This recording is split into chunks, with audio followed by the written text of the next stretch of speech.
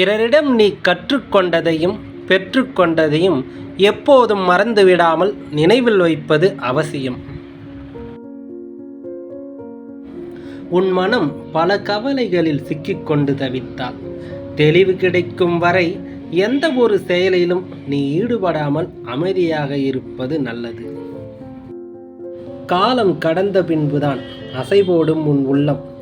இன்று நீ செய்யும் தவறுகளால் வாழ்க்கைக்கு தேவையான எதையெல்லாம் நீ இழந்தாய் என்பதை திருத்திக்கொள்.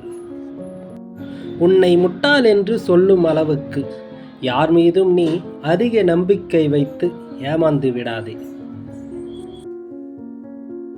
உன்னிடம் இருந்து கேள்விகள் எழாதவரை உன்னை குறை சொல்பவர்கள் ஒருவரும் இல்லை. அதனால் முடிந்தவரை நீ எதையும் கடந்து செல்ல முயற்சி செய். உன்னை அவமதிக்கும் இடத்தில் நீ காத்திருந்து பெறுவதும் தவறு. அலட்சியம் செய்யும் இடத்தில் தேடிச் சென்று கொடுப்பதும் தவறு. விருப்பமானதை விழந்து பார்ப்பதும் வேண்டாததை வெறுத்து ஒதுக்குவதும் எல்லோருக்கும் இயல்பான ஒன்றாகும்.